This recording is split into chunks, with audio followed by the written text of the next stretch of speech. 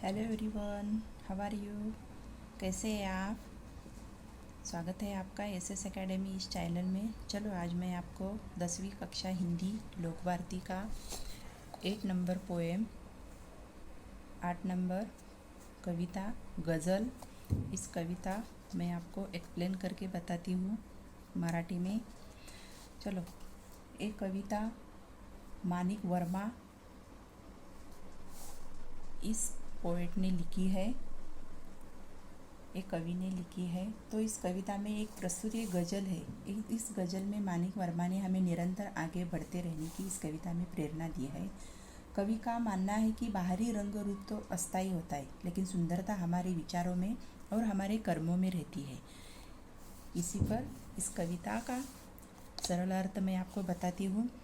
आपसे किसने कहा स्वर्णिम शिखर बनकर दिखो, शौक दिखने का है तो फिर नींव के अंदर दिखो। चल पड़ी तो गर्द बनकर आसमानों पर लिखो, और अगर बैठो कहीं तो मील का पत्थर दिखो। सिर्फ देखने के लिए दिखना कोई दिखना नहीं, आदमी तो तुम अगर तो आदमी बनकर दिखो। जिंदगी की शक्ल जिसमें टूटकर बिखरे नहीं, पत्तों के शहर में वो आईना बनकर दिखो। आपको महसूस होगी तब हर एक दिल की जलन, जब किसी धागे सा जलकर मोम के भीतर दिखो। तो मैं आपको दोन लाइन का एक्सप्लेन करके बताती हूँ। आपसे किसने कहा स्वर्णिम, स्वर्णिम मीन्स सोने के रंग का। शिखर, ये तो आपको पता है, शिखर बनकर दिखो। शौक दिखने का है तो फिर नींव के अंदर दिखो। तो कवि यहाँ ये कहते हैं कि किसी भी अट्टाटिका के चमचमाते शिखरों को सभी देखते हैं, तो उनकी शान की प्रशंसा भी करते हैं। लोग समाज के इन शिखरों को सम्मान की सम्मान भी पाना चाहते हैं। तो परंतु वास्तव में देखा जाए तो इन शिखरों का अधिक महत्व है उन ईंटों का, उन पत्थरों का जिसमें शिखर बनते हैं। वो ईंटों पत्थर जिनके कारण ये शिखर बन सके, यदि नींव की ईंटों की गुनमानी में अंधेरे में रहना है तो स्वीकार न किया होता तो शिखरों का अस्तित्व ही नहीं होता। यदि समाज में के लिए कुछ करना चाहते हैं तो प्रशंसा और वाहवाही के लोग त्याग कर नींव ईंटों की समान कुछ अच्छा और सदृढ़ काम करें। चल पड़ी तो गर्द बनकर आसमानों पर लिखो, और अगर बैठो तो कहीं मील का पत्थर दिखो।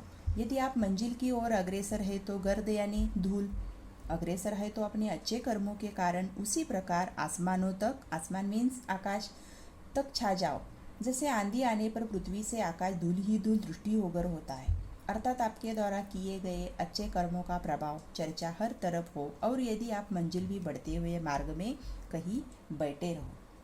तो कविया ये कहते हैं कि मील का पत्थर जिस प्रकार एक पथिक को अपनी मंजिल की ओर बढ़ाते समय सहायता करता है, तो उसी प्रकार क्रियाशील होते हुए आप भी दूसरों की मदद करो। सिर्फ देखने के लिए दिखना कोई दिखना नहीं, आदमी हो तुम अगर तो आदमी बनकर दिखो।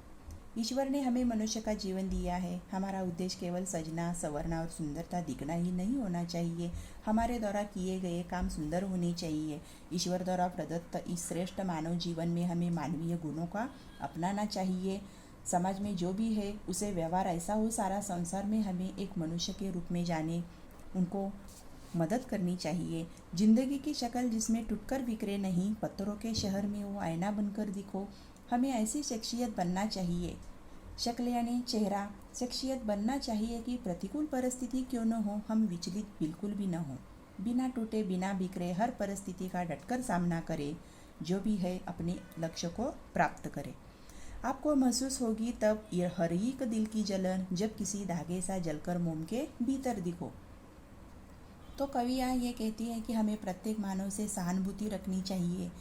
संभव हो सकेगा तो दुख तकलीफ को भी समझो। जैसे मोमबत्ती धागा सदा उसके साथ रहता है, उसके साथ जलता है, उसी प्रकार जब हम दीन दुखी जो होते हैं, जो उसकी पीड़ा को समझेंगे तो उसकी दूर करने का प्रयास करेंगे, तभी हम मानव धर्म निभा पाएंगे। एक जुगनू ने कहा मैं भी तुम्हारे साथ हूँ, वक्त की इस धुंधे में तुम रोशनी बनकर दिखो। धुंध यानी धुआं। तो कवियाँ ये कहती जब वक्त हमारा साथ न दे रहा हो, हर तरफ असफलता ये धुंध के समान चाहिए हो, तो क्या करना चाहिए। निराशा रूपी अंधकार का साम्राज्य हो, तभी हम एक छोटी सी आशा की किरण भी बहुत बड़ा सहारा बन सकती है। ठीक उसी तरह जैसे घने अंधकार में चमकता हुआ जुगनू तुम्हें निराश हताश लोगों की मन में आशा की किरण जगाता रहता है। एक मर्यादा बनी है हम ही सभी के वास्ते, तब तुम्हें बनना है मोती सीप के अंदर दिखो। सभी मनुष्य के लिए समाज में रहने के लिए कुछ सीमाएं रहती है, कुछ दायरे रहते हैं जिनका हमें पालन करना होता है, तभी समाज हमें और हमारे व्यवहार को स्वीकार करता है।